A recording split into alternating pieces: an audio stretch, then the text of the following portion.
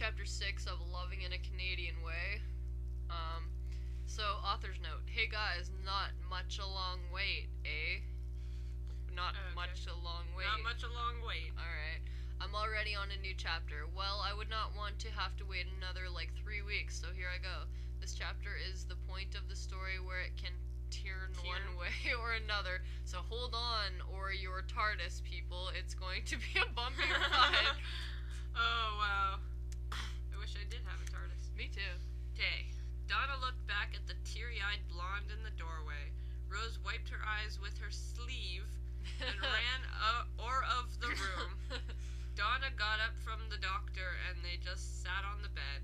Well then, Donna said, I'm sorry.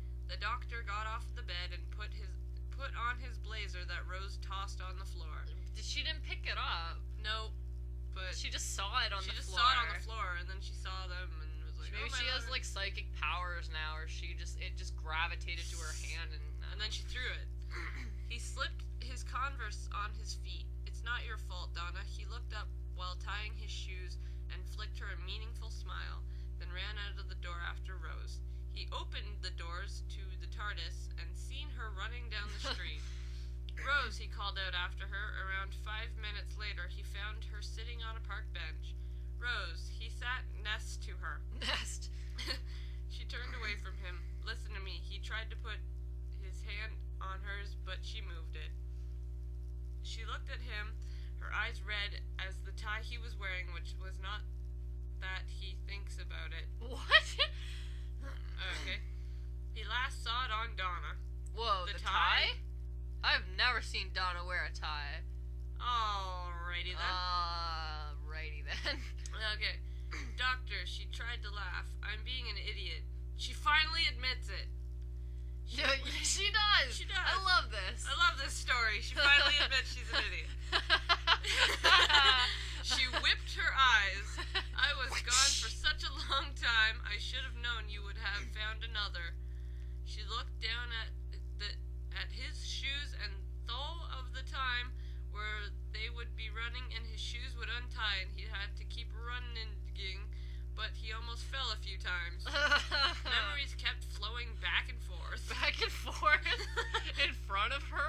I guess. She hallucinated? Do you ever remember a time that the doctor had, his shoes were untied and he kept tripping? Nope. No. He's a bit more suave than that. He is. The doctor looked at her, then at all of the people walking by. Rose Tyler, you know how I feel about you. She let him take her hand.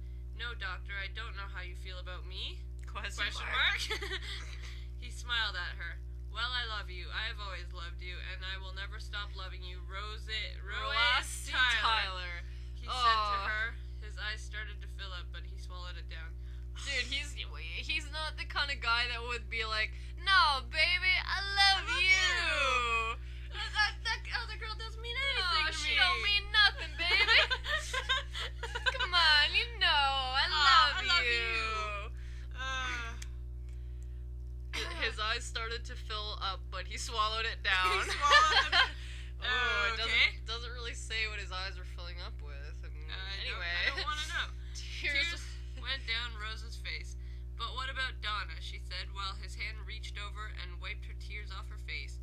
You and her looked really close. No kidding. They were making out on his bed.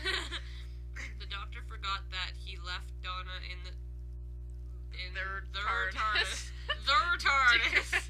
Dude, really? What a two-timer. Oh, yeah. Oh, I forgot about her, man. She's in their TARDIS. Their TARDIS. The doctor looked at Rose and smiled. Well, you see, Donna, she is fantastic, and I do love her. Oh boy, I love her.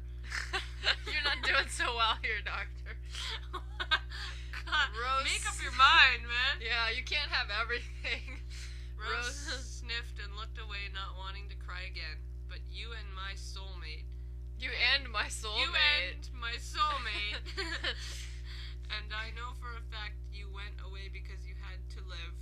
I lost you once, and you even being here means I will be losing you again. God, this is such sappy bullshit. Yeah.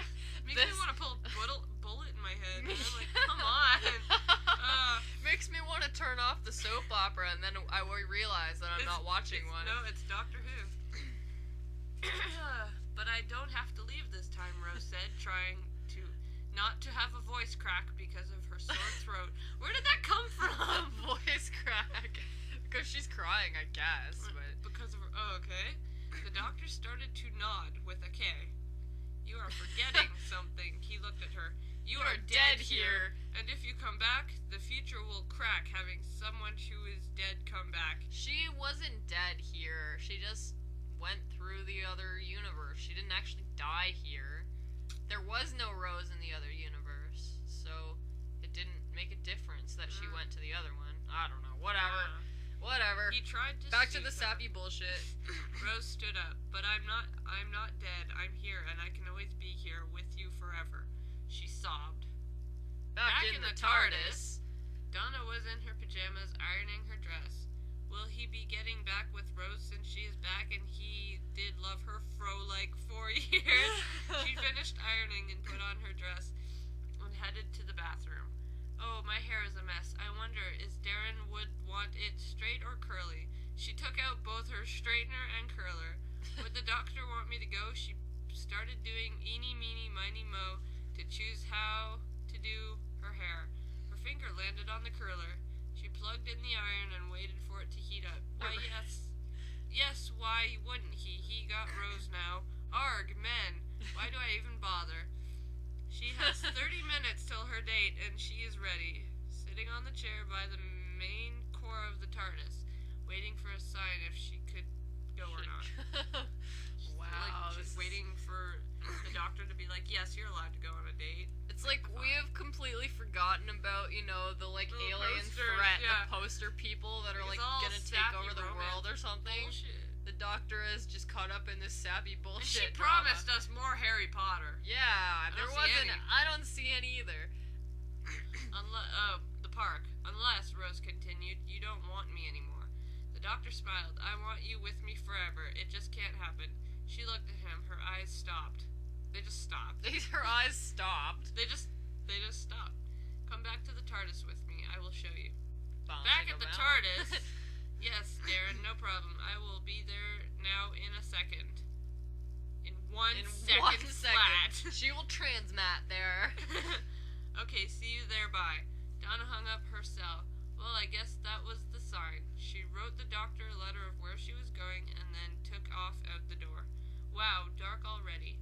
The doctor and Rose arrived at the TARDIS. Rose went in first, expecting a Riki Award moment.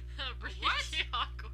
I think she meant really awkward, but she put 2 K's instead of 2 L's. Awkward moment. Between her and Donna, but Donna was not there. The doctor followed Rose and walked over to the monitor. Now see, Rose, if you stay here, just watch the monitor. She leaned over and stared at the screen. People started walking through big black holes. What? Alright. People can just walk in black holes. That's fine. No problem. This is realities bouncing off each other. Very bad for people. Not so much Time Lords, but a lot of people can die from it. He looked at her when the clip was over. I like how you just had a clip of that. Was it on YouTube? Rose looked up. So how long do I have here? She looked at Ted Doctor. Ted Doctor. About an hour. He frowned. He frowned. And that's the dramatic end of that chapter. He frowned. You frowned. So here's the author's notes. Hello again. Did you like it? Sorry about the short chapter. Writer's block again with the Wright those brothers. Poor Wright brothers. They have writer's block. They do. So I'm going to end the chapter here. I'll make another chapter tonight. Thanks, guys. You write a chapter in one night. Wow. That explains a lot. That does explain a lot. Okay.